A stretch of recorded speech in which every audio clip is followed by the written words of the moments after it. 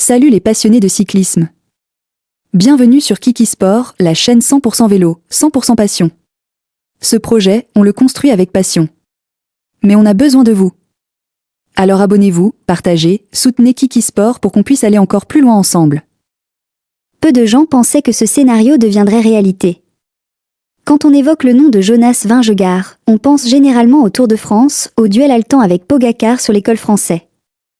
Mais aujourd'hui, une information a été confirmée, et elle pourrait bien bouleverser le paysage de la saison cycliste. Vingegaard participera au Giro d'Italia pour la première fois de sa carrière, avant de viser l'objectif ultime, un 3e Tour de France.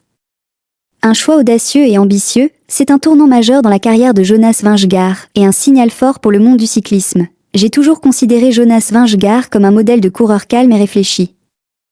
Rarement guidé par ses émotions.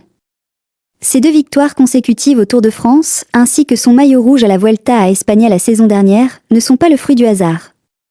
C'est le résultat d'une stratégie à long terme, méticuleusement élaborée avec l'équipe Visma Lease Bike. Par conséquent, sa décision de tenter sa chance au Giro d'Italia pour la première fois depuis son passage chez les professionnels en 2019 m'a véritablement surpris, mais d'une manière logique. Il est à noter que Vingegaard n'est pas venu au Giro pour visiter ou faire des essais. D'après ses déclarations en marge du stage d'entraînement à Nursia, j'ai clairement perçu son ambition de remporter les 3 grands tours. Il avait déjà gagné en France, consolidé sa position en Espagne, et l'Italie était désormais la pièce manquante au palmarès du champion danois. Lorsque Jonas Vingegaard a déclaré vouloir porter le maillot rose, il ne s'agissait pas d'une simple remarque de politesse, mais bien d'une affirmation de son objectif. Je pense que le parcours a joué un rôle crucial dans cette décision.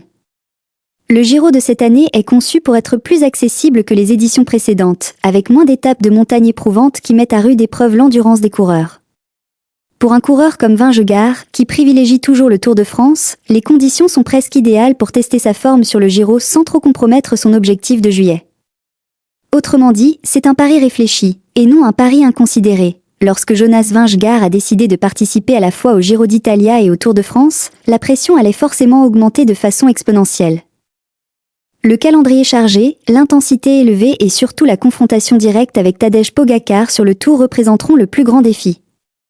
Pogacar domine le Tour de France et ne compte visiblement pas céder sa place à un rival qu'il a déjà battu 2 fois. Le Giro n'est donc pas seulement un objectif personnel, mais aussi une étape cruciale pour Vingegaard afin de tester sa forme, son endurance et sa capacité de récupération. Concernant la Vuelta à España, je partage l'avis de Vingegaard quant à son approche prudente.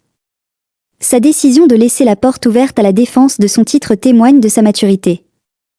Après 2 grands tours consécutifs, le corps de tout coureur a besoin de souffler. Mes impressions après le Tour. Cette déclaration montre que Jonas Vingegaard privilégie la pérennité de sa carrière à la quête effrénée de la gloire. Sa décision de participer au Giro d'Italia prouve que Jonas Vingegaard entre dans une nouvelle phase, non plus seulement défenseur de son titre, mais aussi explorateur de nouveaux horizons. S'il triomphe en Italie, l'histoire se souviendra de lui comme de l'un des rares coureurs modernes à avoir eu le courage et l'intelligence de rêver de remporter les 3 grands tours. Et même en cas d'échec, ce choix audacieux restera à la hauteur d'un véritable champion. Cette décision ne se résume pas à ajouter une course de plus à son calendrier. Elle témoigne de l'entrée de Jonas Vingegaard dans la fleur de l'âge, où il ose repousser ses limites. Le Giro d'Italia sera un premier test. Tandis que le Tour de France demeure le sommet qu'il aspire à conquérir à nouveau. Succès ou risque, ce choix promet une saison explosive et je suis convaincu que nous suivrons toutes les performances de Vingegaard avec attention cette année. À votre avis, la première participation de Jonas Vingegaard au Giro d'Italia est-elle un choix stratégique judicieux ou un pari risqué alors que son objectif principal reste le Tour de France?